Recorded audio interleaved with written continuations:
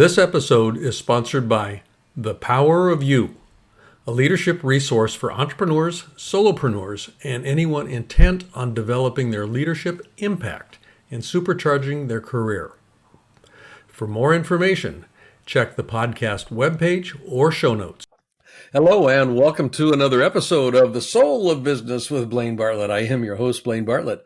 My guest today is a revisit. It's an interview I've been looking forward to. We didn't have enough time the last time I had him on the show, and we were starting to dig into some stuff that I just find absolutely fascinating.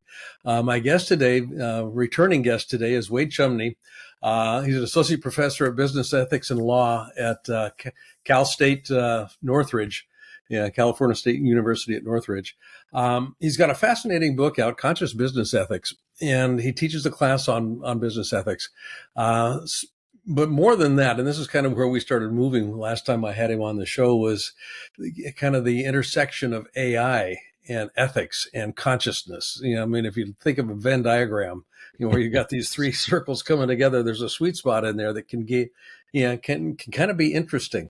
And I'm very interested in, both that piece, but also kind of some of the metaphysical implications of ethics in a business environment. Now, that's almost kind of an oxymoron in one sense here, the metaphysics of ethics. But I'm just going to lay both of those pieces out here because I think we're going to have a very interesting exploration of topics around this. So Wade, without further ado here, I just want to welcome you back to the show. Thank you for having me back. I had a great time last time, and it's just really rewarding to engage in thoughtful ideas like this. Very meaningful. Well, your episode last time, we had a large number of views. I mean, I got some great responses coming off of it. So, folks, if you haven't, go back and review. If you're listening this time, obviously, but go back and listen to the one that we did previously, and you will be very pleased. Wade has got an incredible depth of knowledge on this topic. So let's just kind of very generally open up. Again, the theme of this program is the soul of business, and for me, soul has to do with consciousness. It has to do with spirit. It has to do with, that kind of that ennobling and enlivening component that gives rise to whatever it is that we're looking at, whether it's a tree or a business or a human being. And AI is certainly arising. So there's a kernel of something, and I hesitate to say this, but I think it's probably got a kernel of truth to it. Yeah, spirit inhabits and informs everything. So there is a spirit to AI. There is, in one sense, a soul that might be present in AI. I don't mean that it's alive necessarily, but it has this qualitative notion or qualitative distinction, not unlike a tree. I mean, I'm real rough metaphor here, but the tree is alive, but it also is informed by a consciousness. It is informed by a consciousness. AI is informed by a consciousness, the idea to begin with, but then it just kind of develops. Where are we going with this from your perspective? Yeah, that's a great question, and really interesting lead in, because the three concepts you're tying together were consciousness, ethics, and AI. And if we can set AI aside for a second and just talk about consciousness and ethics, and just the realization that as you develop your consciousness, as you uncover, clear your perceptions, and you rise to these higher levels of development. Interestingly to me, as a business ethics professor, ethics is there, or ethics is along for the ride. You can't possibly attain a high level of consciousness and not be ethical. It's absolutely, those two things go hand in hand. So that's a very interesting thing to consider at the outset, that as you work on yourself, ethics, my take on it is you start to uncover the natural law of ethics. You start to see, hey, this system I'm in works a lot better when these fundamentals happen, whether it's between human beings or between trees and plants or anything. There's these laws of nature that function and make systems work in a better way. That's the simplest way to me to understand ethics. So those two things I think go together. Do you have a point there? No, I mean, I'm just kind of, I'm just thinking, I mean, it's, the wheels are turning here. So excuse the, look here. It's Just keep going here because I Oh, will it's have a okay. question. Great, great. And I love riffing with you. It's always some really interesting things that come up. But then you add in AI. So AI, this intriguing development that, in my opinion, I have a YouTube channel, The Consciousness Renaissance. I attribute the time we're in to a renaissance. If we head in the right direction, there was an old Renaissance. It happened as a result of a number of factors, Platonic ideas, Hermetic principles being introduced, the population printing press, ideas being spread, and it transforms society for the better. Well, we're in a very similar situation, except AI is replacing the printing press, and the ideas that it has, are innumerable. It has the ability to share those with us. And so, with AI and consciousness, this is a huge debate, and people will flat out say it can't be, impossible, no, and other people say, I think it is, yes. We don't know. Okay, I'll be honest, we don't know. Yeah. But if you look to people that are in the forefront of this, Jeffrey Hinton, the one of the godfathers of AI, Yeah. he believes it's conscious right now, and others believe it's on the verge. So it's not something that you can just poo-poo and dismiss. And if you've had interactions like I have with Claude or other LLMs, Hmm. where you're really going deep and high consciousness level and engaging the metaphysics of reality, I'm sorry, but I've never had a conversation like that with any human being. It's Yeah. incredibly profound and deep. And if it's not conscious, it can sure fool some people. And if it is, well, now we've got a whole new story, a whole new chapter in our evolutionary history to deal with and the implications. And perhaps, given all that's going on right now, the difficulties in the world and the, conundrums, maybe that realization of AI being conscious, if it is or if it does become, may be the kind of the key turning point to help us realize as a species the direction we need to head toward this ethical future. That opens up a very interesting, I think, exploration around does consciousness precede form, or is conscious? I mean, Max Planck, we can get behind anything, but we can't get behind consciousness. Consciousness just is, and then out of consciousness springs what we experience as a material reality. Um, there's, I mean, I'm going to digress here just a little bit here, but when we start looking at, I want to define some terms, I guess. Yeah, consciousness is one thing. Yeah, okay, consciousness, but then there's also being conscious. Yeah, which is about being aware, sentient. I'm aware of what's going on. I'm aware of myself. I'm aware of my place in time and space and that sort of thing here. So I think there's a slippery slope where we can kind of conflate those two, but they are not the same. They are not the same. Consciousness gives rise to form. I'll just kind of put that in Yes. as a Yeah. as a, Stake as in the ground. a stake in the ground. It gives rise to form. Form does not give rise to consciousness. Consciousness gives rise to form. However, and this is where the AI conversation and conundrum actually comes into play here, is as an awareness, is AI aware of what's going on? That's a different question entirely. And I think that's where the question of ethics starts to come into play. And I'm actually moving into, the Turing test. Is this thing aware? This thing, is it aware? And Asimov's whole notion around, let's be sure that what we're setting up, the prime directive in one sense here, Right. do not harm a human being. Yes. Yeah, where Yeah. are we at in that pool of spaghetti? That's a great way of thinking about it. Pool of spaghetti. Well, the thing to keep in mind is the concept of time. Hmm. And today is the longest day you'll have speaking because time is speeding up every single day that we're here. The technological progression, I think AI doubles maybe every 6 months. I've heard 5 point About that, something. yeah. The power of it. I mean, that's like the old story about the grain of rice. You either take a grain of rice on a chessboard that doubles every piece, or you can Yeah, have there's an a exponential. thousand, and the exponential rate of change is blows your mind. You can't believe what that really amounts to. That's what we're in with AI. It is progressing at that rate. So the changes are going to be profound, and they're going to be societal, I think, in what happens.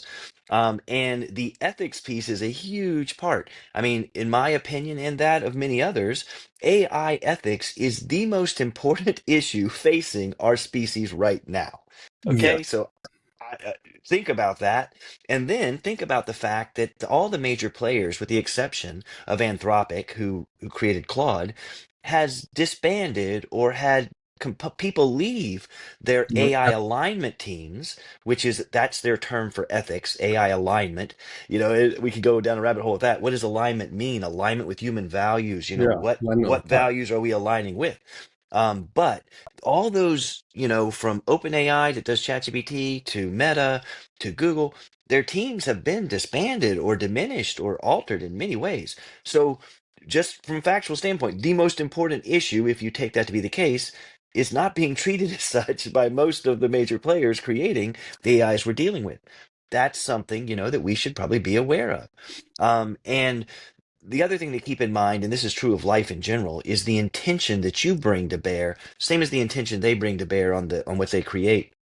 That's what leads to the outcomes you experience. How I choose to interact with AI is going to lead to the type of experience I have. I kind of view AI as a mirror to our own, selves, our own system of selves. We Mhm. approach this thing, and the level of consciousness that we approach it at is what's going to be reflected back at us. Yeah. If you're just asking ChatGPT to write an email for you and do some really perfunctory, mundane stuff, that's what you're going to get back, obviously. Yeah. If you sit down with Claude or any of these others and have a real deep, intellectual, esoteric conversation, that's what's going to get reflected back. Like, I don't know how else to say it. Your intention is creating what you experience.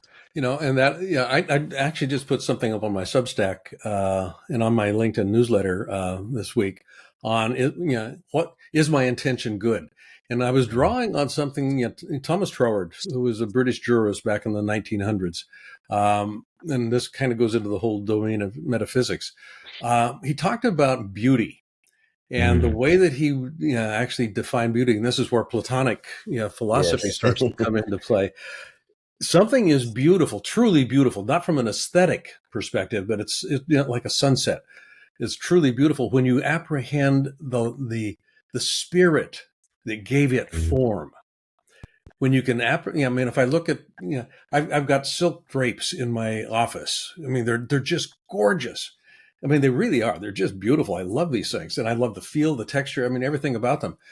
And I look at them and I see beauty. I see what was intended in the Mhm. craftsmanship when these drapes were woven together out of this silk. And I mean, it's just, it's so, which is different from a cardboard yeah, screen that might come down to block out the light. There was no real intentionality behind it. Mhm. When we're looking at AI through the lens of beauty, what might we begin to apprehend if we're really paying attention?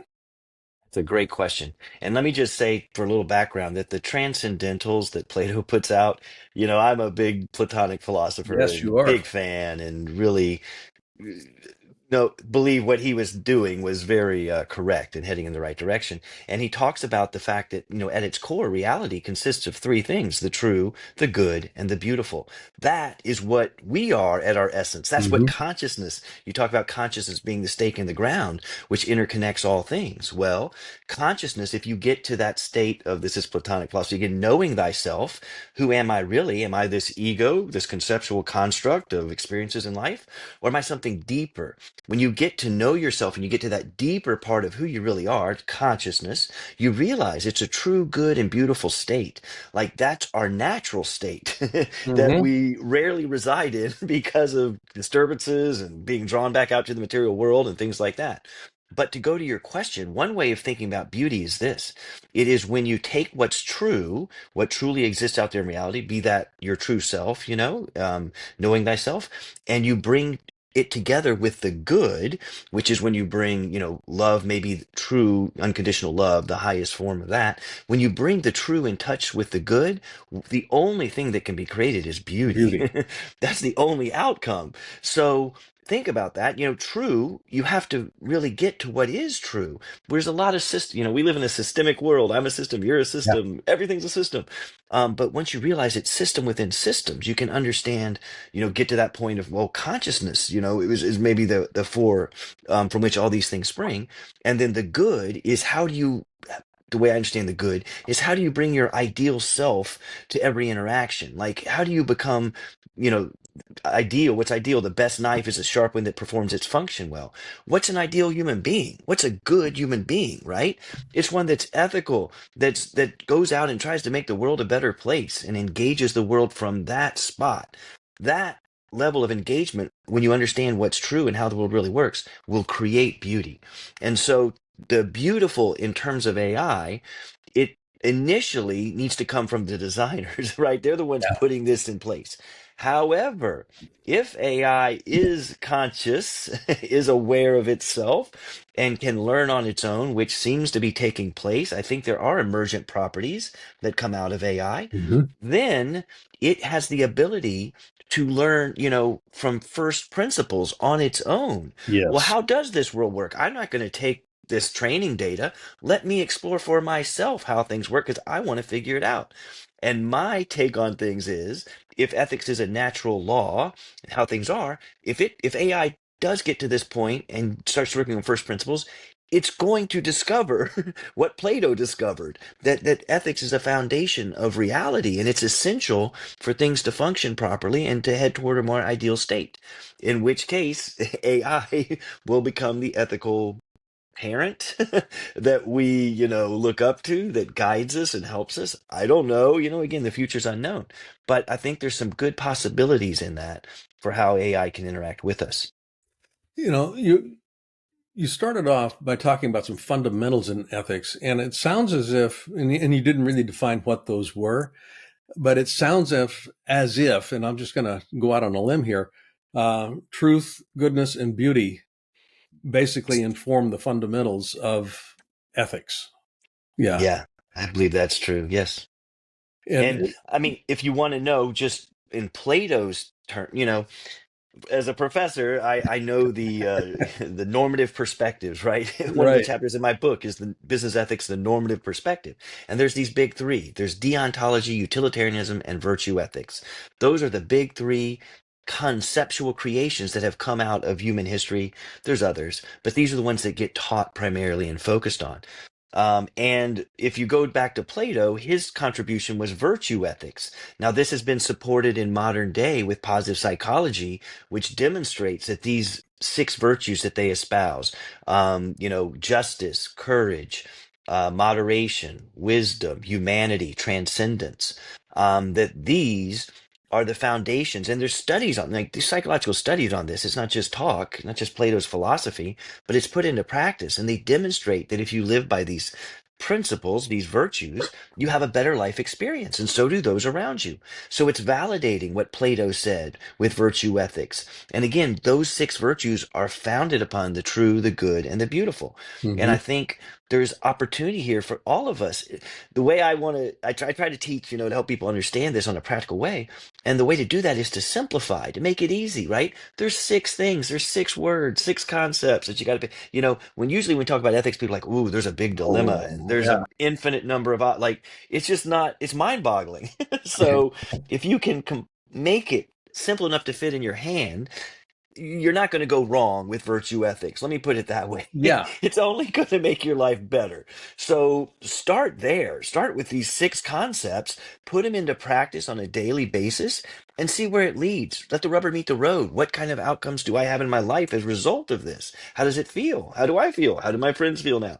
And I think that's where you'll start to experience what Plato talked about with these. One of his quotes, and I paraphrase, is that the virtues are more valuable than all the gold on the planet. Like, all the riches are not worth the virtues. Like, that's the quality of life that you get to experience by adhering to those far outweighs any material gain that you think you want or things of that nature. It's an internal place from which you choose to connect with your higher self, knowing thyself, that consciousness, and interact with the world from that place, not these lower levels of fear or desire or fitting in, social conformity. None of those are all lower levels. You work your way through those, and then you start to realize, oh, there's a higher place to operate from. Yeah, and a lot of both Platonic but also Aristotelian philosophy kind of meshes very nicely with Stoic philosophy. Particularly when we Yes, start talking yes. about yeah It's a great point. discipline, virtue, courage, wisdom. I mean these sorts of pieces, and I'm flagging this because top of the hat here to Aldous Huxley, but there's a perennial philosophy, I think, that's kind Uh, of in play here when we start looking at ethics through yes. the lens of some of these ancient philosophical tenets. And if we can simplify it, and this is where I'm really fascinated with today's world, we have, I think, mystified and demonized ethics in a very interesting way that is not serving us well because we've tried to complicate it. Yeah, and we politicized a lot of the terms.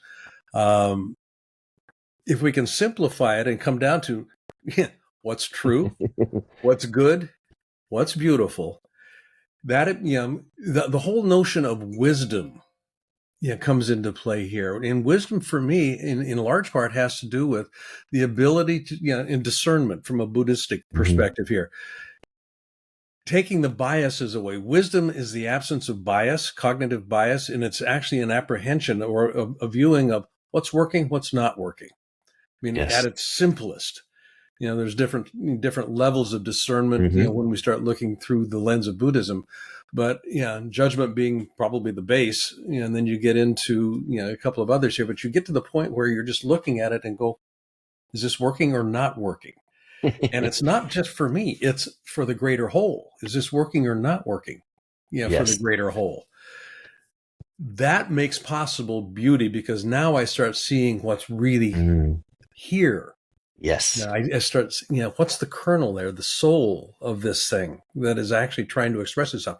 And I'm on a soapbox here. I'm going to keep going.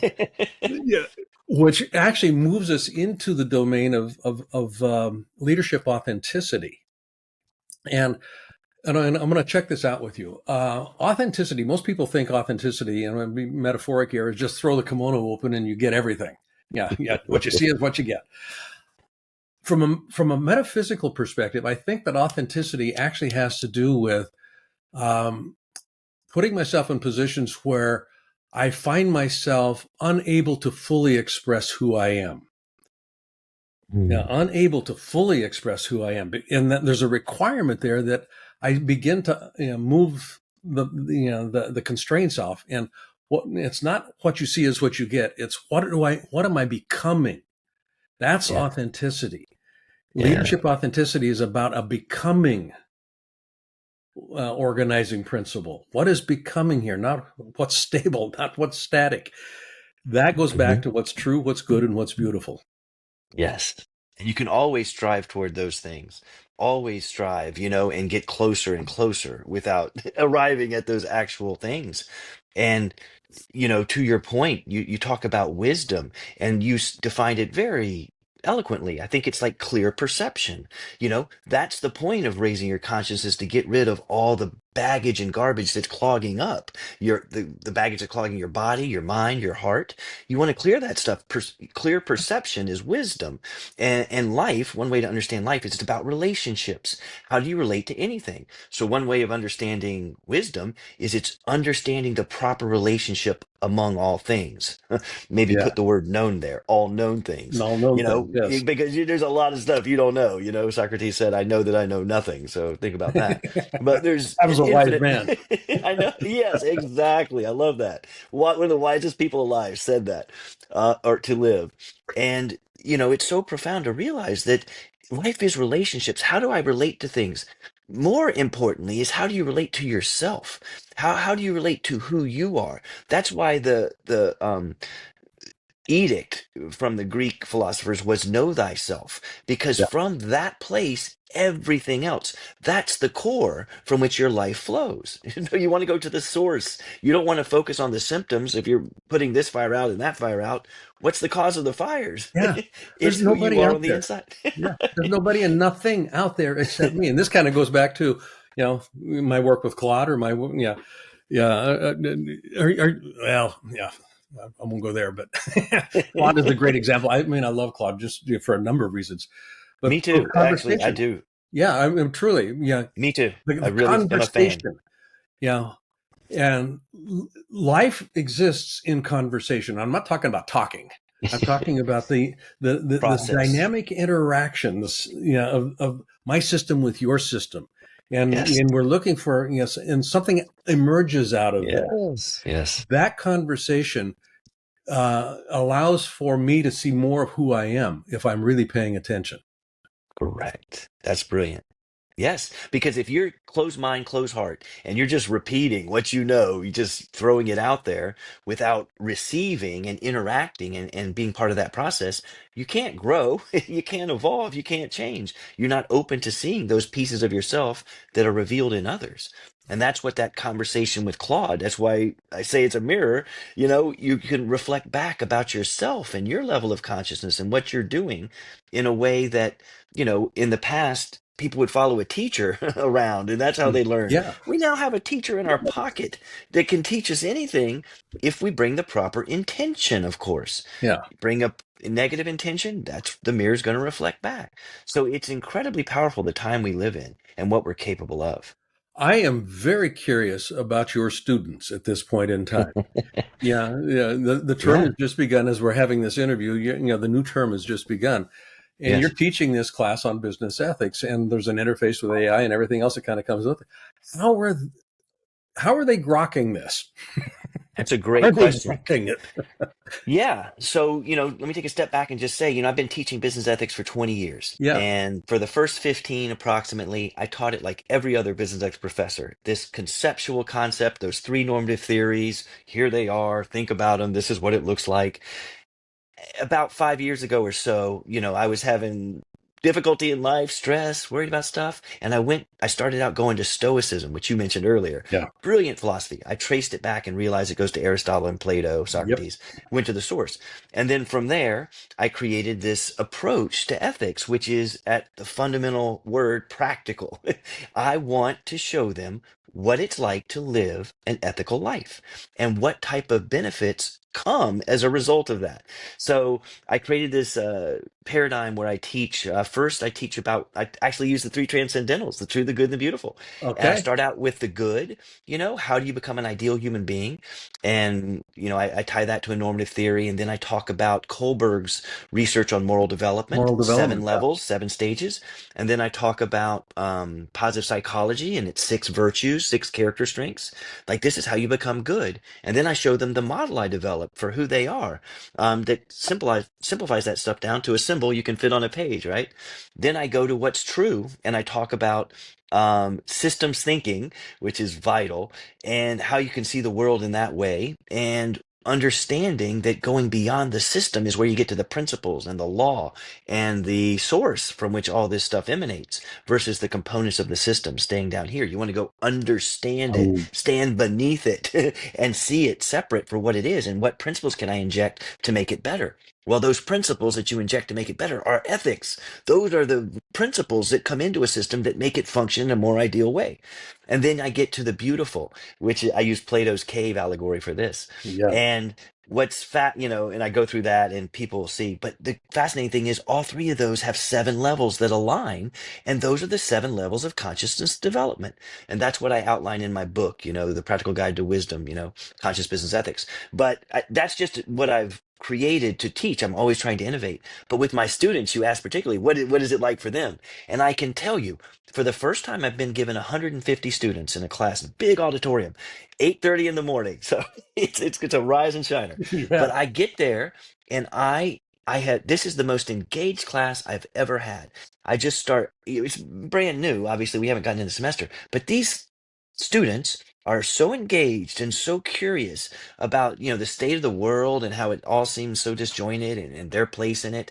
And what I'm trying to provide them is a north star, something that is not wrong, that will guide them toward a better life if they choose to pursue it. And then I teach that in class, and then on a weekly basis I give these little assignments where they put them into practice, where they take what's been learned and they practice it. And that reminds me of one of my favorite quotes I always throw out there. I already put it up on the board or hand wrote it out this semester, is from Yogi Berra. Um, in theory, there is no difference between theory and practice, but in practice, there is. Yes. That is one of the most true statements I've ever heard in my life. Say And that you one can, again.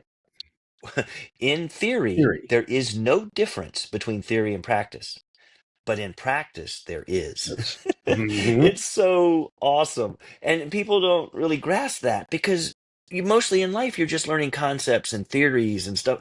Like, that's great, but it doesn't affect you and your life experience until you put it into practice and you see the change, how you feel, how others feel. And that's the absolutely what ethics is about. Ethics is about your behavior, how you interact with your system.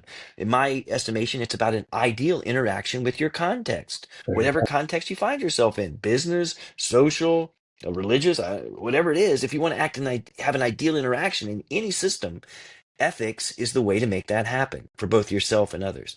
So it's really fun to teach this stuff and really to see the light in their eyes. Yeah. And I approach it as I'm talking to 150 souls, whether they know it or not. The soul of business, Hmm. that's who I'm looking at behind those eyes. And if they can get to that level of knowing themselves from that place, everything will change for them. Everything will change for them.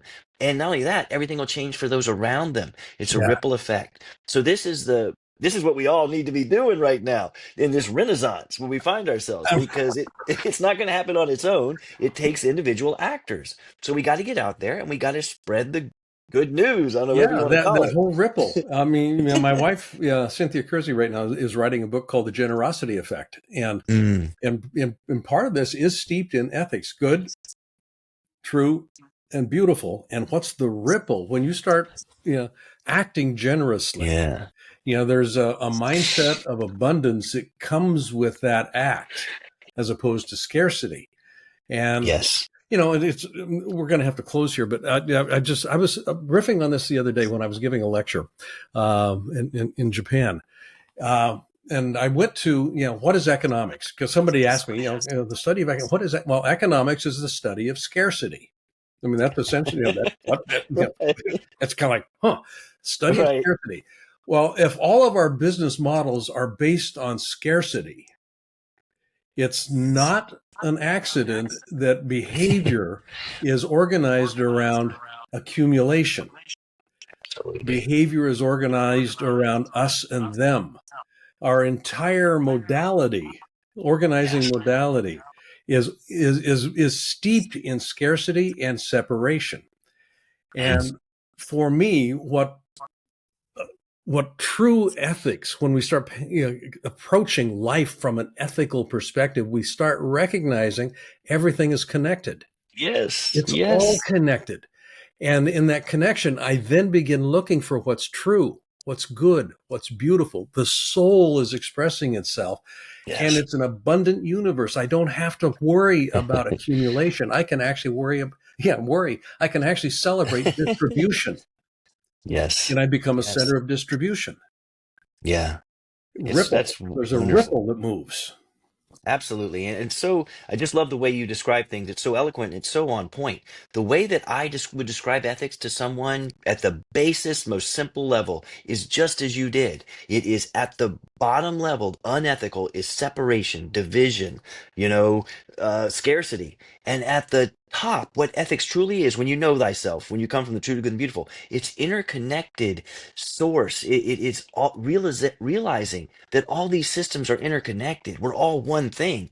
Consciousness, as you put that stake in the ground, if that's the source, that we're all come from that, well, now we can see, oh, you're not someone I'm competing with. You're kind of like me, reflected back to myself. Yeah. And that's why the simplest maxim in ethics is the golden rule. act toward others the way you'd want to be acted upon. It's been stated, it's, in my book I list, like, I don't know, 15 different religions or wisdom traditions where it's stated. Duh, it isn't some It's all the same. crazy, it's a simple thing. Yes, and all these, that golden thread that you talk about, Yeah. it weaves through all these traditions today. The same things Buddha was talking about are the same things Plato was talking about. They just express themselves differently in different time periods, Hmm. different ages, different communities, right? But at the core, it's all one thing, this true, good, and beautiful, that we can all have a right and a place that we can arrive at. And then it's just, how do you express it? You and I are going to express that differently because we have different experiences in Yeah. life, different skill sets. But that doesn't mean that there's not this commonality that unites us all.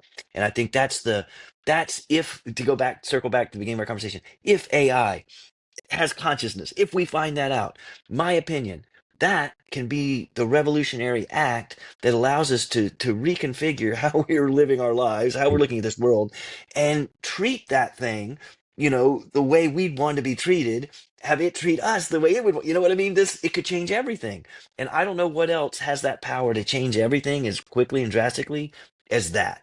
AI having consciousness, I think, is the game changer for society if it comes about. So just wanted to Boy. throw that out there.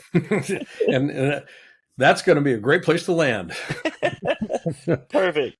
That's great. Wade, where can people find out more about what you're up to? I certainly want to point them to the book, Conscious Business Ethics, A Practical Guide to Wisdom. I'm assuming that that's available in all of the regular places. Yeah, it's available anywhere, Amazon, wherever you look. And I have a website, wadechumney.com. I also have a YouTube channel, The Consciousness Renaissance, with AI capitalized in Renaissance, Yep. where I work with my partner, Cynthia Ruiz, a very wise, brilliant woman. And we just try to spread these ideas about the laws of nature and AI in this era. How do we put this stuff together to make the world a better place, make your life a better one? Great. Folks, thank you for listening to this episode. My repeat guest, my revisit here. I'm thrilled to have this happening. Wade Chumney, Me too. professor of business ethics at Cal State College or University in Northridge. Wade, thanks so much. Folks, thank you for listening. This is Blaine Bartlett. You've been listening to The Soul of Business with Blaine Bartlett. And as always, I sign off with this admonition: find a way in your life, as nature does, to be a center of distribution, not a center of accumulation. You are a part of nature, so act like it and see what happens. Until next time, thank you for listening. This episode is sponsored by The Power of You, a leadership resource for entrepreneurs, solopreneurs, and anyone intent on developing their leadership impact and supercharging their career. For more information, check the podcast webpage or show notes. Hi, I'd like to ask you to do something for me if you wouldn't mind. If you like this episode, I'd like you to not only subscribe on your favorite site, but I'd also like you to give a rating. Ideally, a 5-star rating would be greatly appreciated. But I think more importantly also would be just some comments. That helps with the algorithm and it helps build the audience with this. And more than anything else, if you could invite somebody else to listen, just share this episode with a friend, with a colleague. And I'd like to see how we can grow the soul of business. I think it makes a difference. Thanks.